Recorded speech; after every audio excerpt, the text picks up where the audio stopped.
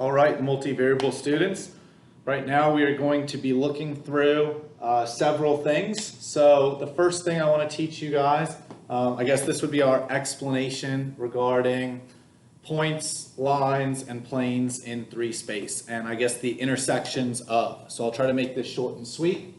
Okay, I'm also going to make this into an ed puzzle activity, so hopefully it's short and sweet. Let's say we have the point 3, 4, 5. And we have another point, and we'll call this point P, and we'll call this point Q, -3, 7, 5. Okay? So if we have these 2 points, we can create the vector the vector PQ. Go ahead and do that right now. All right, you should have submitted vector PQ at this time. And in order to do that, okay, all we're going to do is subtract, okay? So -6, 3, 0, all right? Once we have a vector, and technically we didn't need to know the vector yet. I could have posed the question here and I could have said, what is the equation of the line that passes through these 2 points? So if I said, what is the equation of the line that passes through these 2 points? I would need a direction for the line. The vector gives us the direction. From there, I can just choose either point to characterize our equation of our line, okay? Now, boom. One thing that I've taught you in the past, this is the formatting that I'd like you to write all of your equations in for our quizzes and tests, so we might as well just do this. Okay, because eventually we're going to look at parametric constraints for 3D integration. So we might as well just start by doing that. So we've got basically t times our direction from our starting point. Okay, so -6t plus 3, comma, 3t plus 4, and 0t plus 5, meaning it's always going to have a constant height of 5. And in fact, the cool thing about these 2 points, they're hovering at the same height z in space. So these 2 points create a line that has a 0 rise or run in the z direction, 0 rise or decrease in the z direction, okay? Meaning that this line is actually parallel to the xy plane in 3-dimensional space. And that is also known as the z=0 plane, okay? Now, just so you guys know a little bit of background on this, the book typically doesn't write it like this for now, even though that's how we're going to write our answers. They give you an equation for x in terms of t, okay? And for y in terms of t, and for z in terms of t, right? Because z is always that same height. Okay.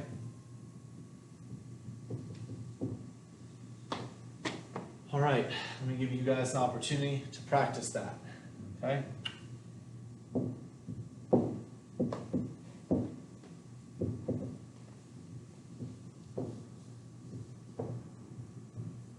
Go ahead and write the equation of this line between these 2 points. Okay, and if you were looking at our parametric equations, that's what these are called technically. X equals -t plus 1, starting there. Y equals just constantly 2. Z equals, it looks like 4t minus 3. Okay, that would be how the book writes the parametric equations, but you guys would write it like this, where you would substitute this right here, this right there, this right there. Okay? Awesome.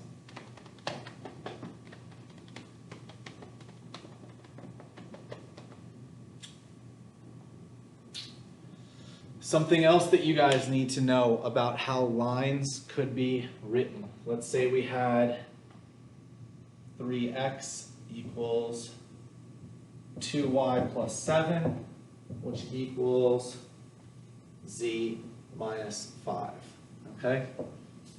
This is another way that the book will show you the equations of a line, okay? And these are called the symmetric equation of a line, all right? Now, we can separate this and eliminate our constants because our constants, so to say, just tell us the height or depth or run of where our line goes through. Okay, for now, if we're looking at turning this into a vector, because that's really what we care about, then we can eliminate that. Okay, and in fact, we will just call one of these variables t. Okay, we'll say maybe x equals t. Okay, let's just say that. Okay, and we're going in the direction of t for x. Well, we have this equation that tells us things in terms of t. Okay, it tells us that y is 3/2 of t, right? Or 3/2 of x, if you solve that out. Right, just divide by 2, y equals 3x over 2. So if we call xt 3t over 2, 3/2 t. We also have an equation that sets 3x equal to z as far as the rates at which they run, okay, hand in hand or relate. So z equals 3t then, okay? And this could be our direction of our line, or this would be so this would be the direction vector of our line, independently of heights. And if we wanted to, we could make this a little bit easier.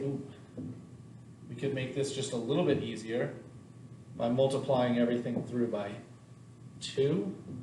So we're dealing with whole numbers. You see what I just did there? Just multiplied everything. So this could be maybe a better representation of our direction. Okay? The reason it's important to know direction vectors is because we're going to get into planes and being perpendicular or parallel to them. Okay, so let's say we have a plane. Okay. In fact, I'm going to close my emails off so that I don't keep getting interrupted. Let's say we have a plane. This is just, it looks like a parallelogram. Pretend this is a sheet that extends forever, okay? And we have a couple points on that plane, okay? The lines that connect these points also lie on the plane, okay? They have to. So if we have 3 points that are coplanar, they all lie on the same plane. The 2 lines that they create also lie on the same plane. And if we do the right-hand rule and take the cross product, we'll call this vector A and vector B. We take the cross product of those 2, okay? We should end up with a third vector that shoots out from that plane. If both of these vectors are on the plane, we've already talked about the cross product yields a new vector that shoots away from both of these 2 and is perpendicular to both of these 2. So we have this new vector that we can say is perpendicular to the plane. Okay, I'm not sure how great my drawing is. This vector right here is called our normal vector to the plane. The normal vector is perpendicular to the plane, okay? The normal vector is perpendicular to both of those vectors because those vectors are on the plane because they're created by points on the plane. And we're actually going to classify that normal vector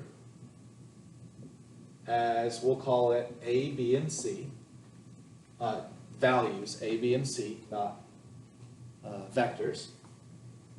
And as long as I know any point on the plane, I could technically move our normal vector over to that point. And let's say we know that that point P is the coordinates x naught, y naught, z naught.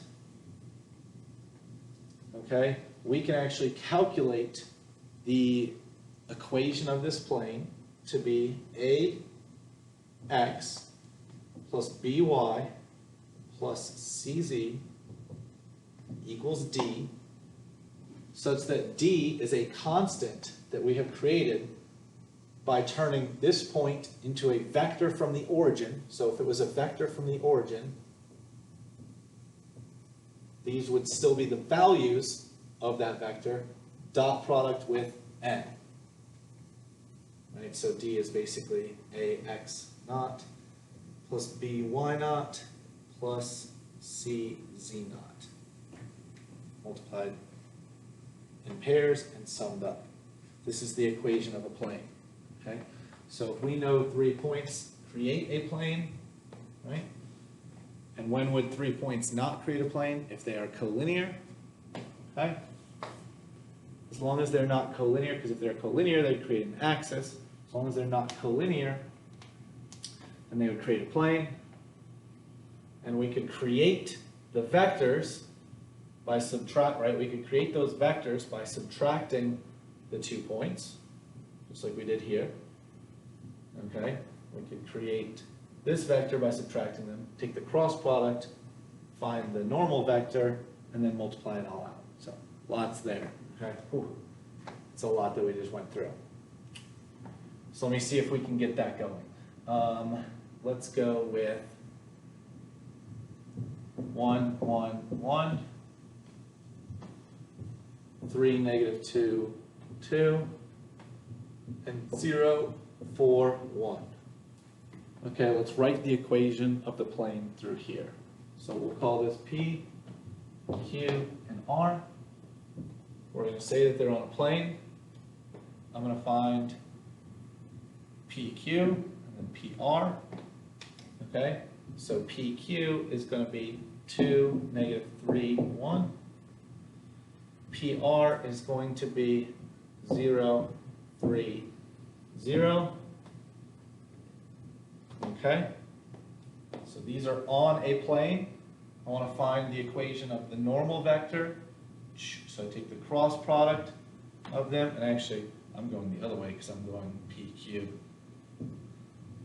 to PR based on the setup vertically. All right, cross product I, J, okay? Should be straightforward. We've done this already. I know I'm going through this really fast for those of you guys on YouTube, but I've already taught this several times to these kids. Okay, so we've got 0, minus 3, so negative 3 in the I direction, 0, 0 in the J direction, okay, 6 minus 0 in the K direction. So that is our normal vector to the plane. So that is how we find a normal vector to a plane. Okay. And we just choose a point. I'll choose this point. We use this setup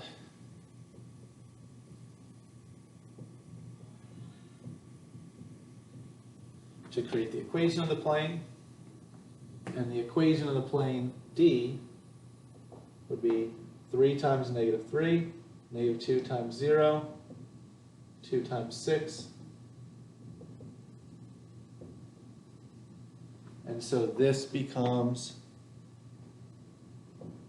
the equation of our plane.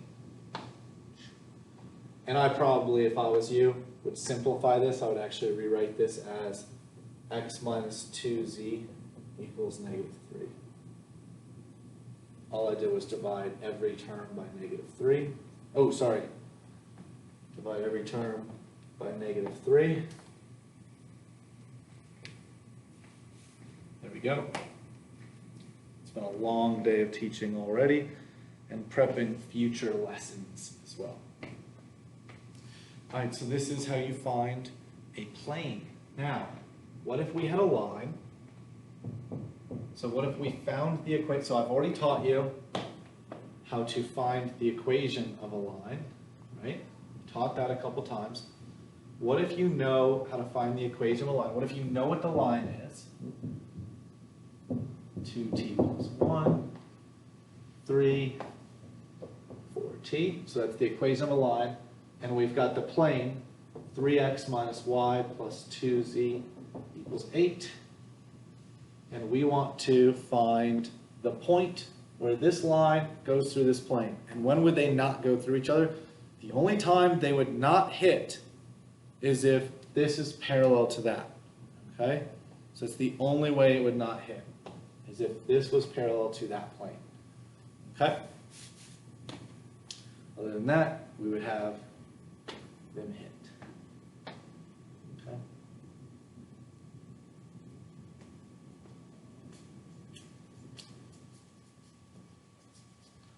So all we're going to do, we're going to plug that in for x. So 6t plus 3, so multiply by 3. Plug this in for y, minus 3. Plug this in for z, plus 8t equals 8.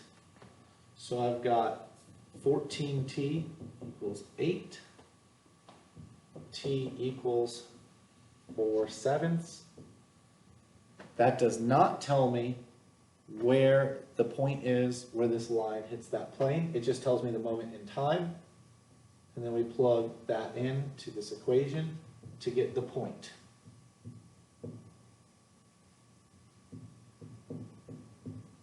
(16/7) for that. What is that? 8/7 plus 1 is 15/7. Okay? Now we know the coordinate of where this line intersects that plane.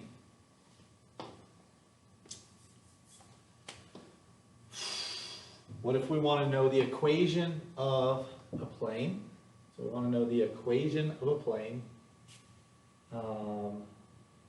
with this point and we want the plane to be